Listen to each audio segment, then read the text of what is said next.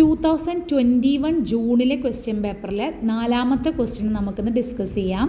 Question define intelligence, explain Sternberg's triarchic theory of intelligence. അപ്പോൾ ഇതിന് 2 പാർട്ടാണുള്ളത് അല്ലേ. അപ്പോൾ ഫസ്റ്റ് പാർട്ട് ഡിഫൈൻ ഇൻ്റലിജൻസ് ആണ്. ഇനി ഇൻ്റലിജൻസ് എന്നുള്ള പറയുമ്പോൾ തന്നെ നമുക്കറിയാം സൈക്കോളജിൻ്റെ ഫീൽഡിൽ ഏറ്റവും കൂടുതൽ സംസാരിക്കപ്പെടുന്ന ഒരു സബ്ജക്റ്റാണ് ഇൻ്റലിജൻസ്. പക്ഷേ ഇതിനൊരു സ്റ്റാൻഡേർഡ് ഡെഫിനിഷൻ ഇല്ല എന്നുള്ളതാണ് വാസ്തവം. ചില റിസർച്ചേഴ്സ് പറയണത് intelligence is a single general ability എന്നാണ്. മറ്റു തിയറികൾ പറയണത് intelligence encompasses a range of aptitudes, skills and talents എന്നാണ്. അതുപോലെ തന്നെ intelligence is the ability to learn from experience, recognise problems and solve problems. ഇതിൽ മെൻ്റൽ എബിലിറ്റീസ് ഉണ്ട്. ഏതൊക്കെയാണ്? Logic, reasoning, problem solving and planning. ഇനി അതിൻ്റെ ഡെഫിനിഷൻസ് എന്തൊക്കെയാണെന്ന് നമുക്ക് നോക്കാം. ഇനി നമ്മൾ ഈ ഫസ്റ്റ് പാർട്ടിൽ ആൻസർ ചെയ്യുമ്പോൾ ഒരു 1-2 ഡെഫിനിഷൻസ് നമുക്കതിൽ എഴുതി ചേർക്കേണ്ടതുണ്ട്.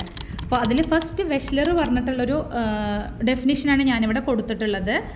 Intelligence as a hypothetical construct is the aggregate of global capacity of the individual to act purposefully, to think rationally and to deal effectively with his environment. അതായത് വെഷ്ലർ പറയുന്നത് ഒരു ഇൻഡിവിജ്വലിന് ലക്ഷ്യബോധത്തോടെ പ്രവർത്തിക്കാനും യുക്തിസഹമായി ചിന്തിക്കാനും ഫലപ്രദമായിട്ട് ഇടപെടാനും, അതായത് തൻ്റെ പരിതസ്ഥിതിയിൽ ഫലപ്രദമായിട്ട് ഇടപെടാനുമുള്ളൊരു ഗ്ലോബൽ കപ്പാസിറ്റിനെയാണ് ഇൻ്റലിജൻസ് എന്ന് പറയുന്നത് എന്നാണ് ആര് പറയുന്നത്? വെഷ്ലർ പറയുന്നത്. ഇനി ഗാർഡ്നറിൻ്റെ ഡെഫിനിഷനാണ്. അക്കോർഡിംഗ് ടു ഗാർഡ്നർ, ഇൻ്റലിജൻസ് എന്ന് പറയുന്നത് the ability to create an effective പ്രോഡക്റ്റാണ്. രണ്ടാമത്തെ point, a set of skills that make it possible for a person to solve problems in life. അതുപോലെ തന്നെ third one, the potential for finding or creating solutions for problems which involves gathering new knowledge. അതാണ് ഗാർഡ്നറിൻ്റെ definition. ഇനി Jean പിയാഷേൻ്റെ ഒരു simple definition ഉണ്ട്. Intelligence is the ability to adapt one surroundings. Last ഒരു ഡെഫിനിഷനും കൂടി ഞാൻ ആഡ് ചെയ്യുന്നുണ്ട്, സ്റ്റേൺബർഗിൻ്റെ. അതുകൂടി നമുക്ക് നോക്കാം. സ്റ്റേൺബർഗിൻ്റെ ഡെഫിനിഷൻ പ്രകാരം intelligence comprises the mental abilities necessary for adaptation to, as well as shaping and selection of any environmental context. അതായത് ഏത് പരിതസ്ഥിതിയിലും അതിനെ ഷേപ്പ് ചെയ്യുന്നതിനും സെലക്ട് ചെയ്യുന്നതിനൊക്കെ വേണ്ടിയിട്ട് നമുക്ക് മാനസികമായിട്ടുണ്ടാകുന്ന എബിലിറ്റികളെയാണ് ഇൻ്റലിജൻസ് ഉൾക്കൊള്ളിക്കുന്നത് എന്നാണ് സ്റ്റേൺബർഗിൻ്റെ ഡെഫിനിഷൻ. ഇനി നമ്മുടെ സെക്കൻഡ് പാർട്ടിലേക്ക് പോകാം. ട്രയാർക്കിക് തിയറി ഓഫ് ഇൻ്റലിജൻസ്, സ്റ്റേൺബർഗിൻ്റെ. അമേരിക്കൻ സൈക്കോളജിസ്റ്റ് ആയിട്ടുള്ള റോബർട്ട് ജെ സ്റ്റേൺബർഗ് ആണ് ഇത് പ്രൊപ്പോസ് ചെയ്തത് 1985. സ്റ്റേൺബർഗ് എന്ത് ചെയ്തു? Intended to create a more inclusive intelligence test than traditional and academic models. അപ്പോൾ നമ്മളൊരു എക്സാമ്പിൾ പറയുകയാണെങ്കിൽ, ഒരാൾ ക്ലാസ്സിൽ ഭയങ്കര മിടുക്കനാണ്. അപ്പോൾ അയാൾക്ക് ഗുഡ് ഡിസിഷൻസ് എടുക്കാനും കോമൺ സെൻസ് ഉപയോഗിക്കാനും നമ്മളെക്കാൾ കുറച്ചുകൂടി കഴിവുണ്ടാവും. അത്തരം ബുദ്ധികളെ അദ്ദേഹം വേർതിരിച്ചു. അതുപോലെ തന്നെ ചാലഞ്ചസ് ഇഷ്ടപ്പെടുന്ന വ്യക്തികളെ അവരെന്ത് ചെയ്യുന്നു? പുതിയ സിറ്റുവേഷൻസിനനുസരിച്ചുള്ള ക്രിയേറ്റീവ് അപ്രോച്ചുകൾ കണ്ടെത്തുന്നതിൽ ബുദ്ധി ഉപയോഗിക്കുന്നു. അപ്പോൾ ഇങ്ങനെ ഒരുപാട് തലങ്ങളിലുള്ള ബുദ്ധികളെ മാറ്റിയിട്ട് അദ്ദേഹം കൂടുതലായിട്ട് അതിനെക്കുറിച്ച് എക്സ്പ്ലെയിൻ ചെയ്ത് പറഞ്ഞു തന്നു. അതാണ് ട്രയാർക്കിക് തിയറി ഓഫ് ഇൻ്റലിജൻസിലുള്ളത്. ഇനി സ്റ്റേൺബർഗ് ട്രയാർക്കിക് തിയറി ഓഫ് ഇൻ്റലിജൻസിനെ 3 ഡിസ്റ്റിങ്ക്റ്റ് ടൈപ്പായിട്ടാണ് നമുക്ക് ഡിസ്ക്രൈബ് ചെയ്തു തരുന്നത്. ഒന്നാമത്തത് componential or analytical, experiential or creative, contextual or practical. ഇനി ഇതെന്താണെന്ന് ഓരോന്നും നമുക്ക് നോക്കാം. First, componential or analytical intelligence.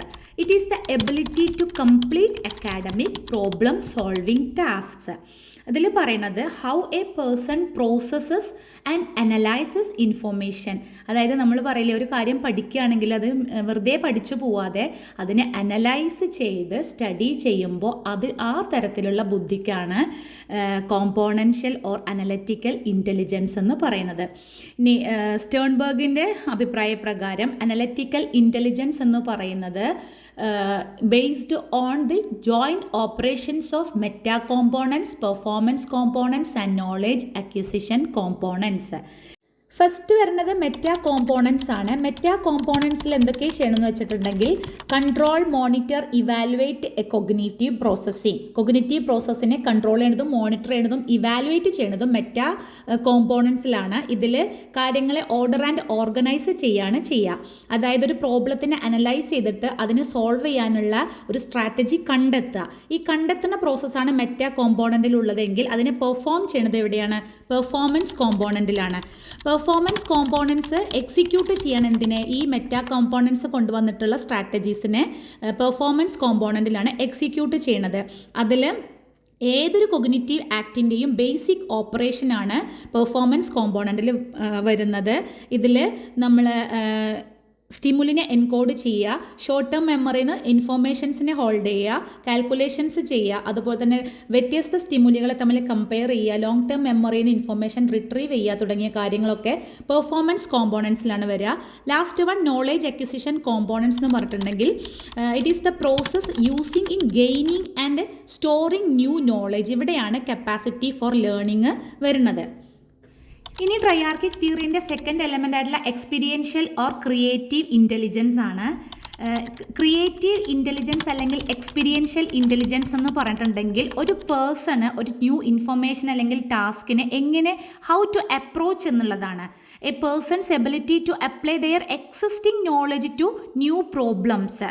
ഇപ്പം നമുക്കൊരാളുടെ ക്രിയേറ്റീവ് ഇൻ്റലിജൻസ് ലെവൽ കണ്ടെത്തണമെങ്കിൽ ഒരു ടാസ്ക് കൊടുത്തിട്ടുണ്ടെങ്കിൽ നമ്മൾ സം ക്വസ്റ്റ്യൻസ് നമുക്ക് ചോദിക്കാം. How quickly can this person solve new problem എന്നുള്ളത്, അല്ലെങ്കിൽ can they automatically apply A new skill. ഇങ്ങനെയാണ് നമ്മൾ ഒരാളുടെ ക്രിയേറ്റീവ് ഇൻ്റലിജൻസിൻ്റെ ലെവൽ കണ്ടെത്തുന്നത്. ഇനി ക്രിയേറ്റീവ് ഇൻ്റലിജൻസ് അല്ലെങ്കിൽ എക്സ്പീരിയൻഷ്യൽ ഇൻ്റലിജൻസിൽ 2 കാറ്റഗറിയാണുള്ളത്. ഒന്ന് നോവൽറ്റി ആൻഡ് ഓട്ടോമൈസേഷൻ. നോവൽറ്റി കൊണ്ട് ഉദ്ദേശിക്കുന്നത് എങ്ങനെയാണ് ഒരു വ്യക്തി പുതിയ കാര്യങ്ങൾ എന്തെങ്കിലും പുതിയ ടാസ്കുകൾ കിട്ടുമ്പോൾ അതിനോട് റിയാക്ട് ചെയ്യുന്നത് എന്നാണ്. How a person reacts the first time they encounter something new. Next automatisation ആണ്. ഓട്ടോമാറ്റൈസേഷനിൽ പറയുന്നത് എന്താ വെച്ചാൽ how a person learns to perform repeated task automatically. അപ്പോൾ ഇതാണ് എക്സ്പീരിയൻഷ്യൽ ആൻഡ് ക്രിയേറ്റീവ് ഇൻ്റലിജൻസ് എന്നുള്ളത്. അടുത്തത് കോണ്ടെക്സ്ച്വൽ ഓർ പ്രാക്ടിക്കൽ ഇൻ്റലിജൻസ് എന്നാണ്. അവിടെ തന്നെ ഉണ്ട് കോണ്ടെക്സ്റ്റിനനുസരിച്ച് നമ്മൾ പ്രാക്ടിക്കലായിട്ട് ഇടപെടുക എന്നുള്ളതാണ് കോണ്ടെക്സ്ച്വൽ ആൻഡ് പ്രാക്ടിക്കൽ ഇൻ്റലിജൻസിൽ പറയണത്. അതായത് സന്ദർഭത്തിനനുസരിച്ച് അനുയോജ്യമായിട്ടുള്ള കാര്യങ്ങൾ എടുക്കാൻ നമ്മളെ ഏബിളാക്കുക, മെൻ്റലി ഏബിളാക്കുന്ന സംഭവമാണ് കോണ്ടെക്സ്ച്വൽ ആൻഡ് പ്രാക്ടിക്കൽ ഇൻ്റലിജൻസ് എന്ന് പറയുന്നത്. ഇതിൽ നമ്മുടെ എക്സിസ്റ്റിംഗ് നോളേജ് ആൻഡ് സ്കില്ല് വെച്ചിട്ട് എവരിഡേ ലൈഫിലേക്ക് നമ്മൾക്ക് ഓരോ കാര്യങ്ങൾ അഡാപ്റ്റ് ചെയ്യാൻ വേണ്ടി സാധിക്കുന്നു. ഇതിൽ 3 കാര്യങ്ങളാണ് പറയുന്നത്. ഒന്ന് അഡാപ്റ്റേഷൻ, ഷേപ്പിംഗ് ആൻഡ് സെലക്ഷൻ. അതിൽ അഡാപ്റ്റേഷൻ പറയുമ്പോൾ നമ്മുടെ സറൗണ്ടിങ്ങിലെ മാറ്റങ്ങൾക്കനുസരിച്ച് അഡ്ജസ്റ്റ് ചെയ്ത് ചേഞ്ചുകൾ വരുത്താൻ നമുക്ക് സാധിക്കുന്നു. അതാണ് അഡാപ്റ്റേഷനിൽ വരുന്നത്. ഇപ്പോൾ ഒരു എക്സാമ്പിളൊക്കെ പറയുകയാണെങ്കിൽ, ഇപ്പോൾ ക്ലൈമറ്റ് മാറിയൊരു തണുപ്പ് ക്ലൈമറ്റ് ആവുകയാണെങ്കിൽ നമ്മൾ എന്ത് ചെയ്യും? ഡ്രസ്സിൻ്റെ കൂടെ ഒരു സ്വെറ്ററോ അങ്ങനെ എന്തെങ്കിലുമൊക്കെ ഒരു എക്സ്ട്രാ കരുതും. അതായത് ഇവിടെ പറഞ്ഞത് എന്താ വെച്ചാൽ നമ്മുടെ സറൗണ്ടിങ് മാറുന്നതിനനുസരിച്ച് നമുക്ക് അവിടെ അഡ്ജസ്റ്റ് ചെയ്തിട്ട് ചേഞ്ചസ് കൊണ്ടുവരാൻ സാധിക്കും എന്നതാണ് അഡാപ്റ്റേഷനിൽ വരുന്നത്. രണ്ടാമത്തെ ഷേപ്പിംഗ് ആണ്. ഷേപ്പിങ്ങിൽ എന്താ പറയുന്നത് വെച്ചാൽ ഒരാൾക്ക് അയാളുടെ എൻവിറോൺമെൻറ്റിനെ അനുയോജ്യമായ രീതിയിൽ മാറ്റാൻ കഴിയുമ്പോൾ അല്ലെങ്കിൽ ഷേപ്പ് ചെയ്യാൻ കഴിയുന്നതാണ് ഷേപ്പിങ്ങിൽ വരുന്നത്. ടെക്സ്റ്റിൽ പറഞ്ഞിട്ടുള്ളത് ഒരു ടീച്ചർ ക്ലാസ് റൂമിൽ പാഠം പഠിച്ചു വന്നത് ആരൊക്കെയാണെന്ന് ചോദിക്കാൻ വേണ്ടിയിട്ട് സംസാരിക്കാതെ റേസിംഗ് ഹാൻഡ് ചോദിച്ചു. അപ്പോൾ അത് ആ ഒരു എൻവിറോൺമെൻറ്റിനനുസരിച്ച് വന്നൊരു ചേഞ്ചാണ്. അതാണ് ഷേപ്പിങ്ങിൽ വരുന്നത്. ലാസ്റ്റ് വൺ സെലക്ഷൻ ആണ്. സെലക്ഷനിൽ നമുക്ക് പേര് പോലെ തന്നെ സെലക്ട് ചെയ്യാം. നമ്മളിപ്പോൾ ചെയ്തുകൊണ്ടിരിക്കുന്ന അൺസാറ്റിസ്ഫൈങ് ആയിട്ടുള്ള ഒരു കാര്യമാണെങ്കിൽ അതിനെ റീപ്ലേസ് ചെയ്തിട്ട് സാറ്റിസ്ഫൈ ആയിട്ടുള്ള കാര്യത്തെ നമുക്ക് സെലക്ട് ചെയ്യാൻ സാധിക്കും. അപ്പോൾ ഇതാണ് സ്റ്റേൺബർഗിൻ്റെ ട്രയാർക്കിക് തിയറി ഓഫ് ഇൻ്റലിജൻസ് എന്ന് പറയുന്നത്. അപ്പോൾ ഇതിൽ analytical and creative and practical എബിലിറ്റീസിൻ്റെ ഒരു ബാലൻസ് നമ്മുടെ ഇൻ്റലിജൻസിലുണ്ടെങ്കിൽ അത് സോഷ്യോ കൾച്ചറൽ കോണ്ടെക്സ്റ്റിൽ നമുക്ക് ഏത് രീതിയിലും സക്സസ് അച്ചീവ് ചെയ്യാൻ സാധിക്കും എന്നുള്ളതാണ് ട്രയാർക്കിക് തിയറി ഓഫ് ഇൻ്റലിജൻസ് പ്രകാരം സ്റ്റേൺബർഗ് പറയുന്നത്. അപ്പോൾ നിങ്ങൾക്ക് മനസ്സിലായി എന്ന് വിചാരിക്കുന്നു. Anyway, thank you for watching.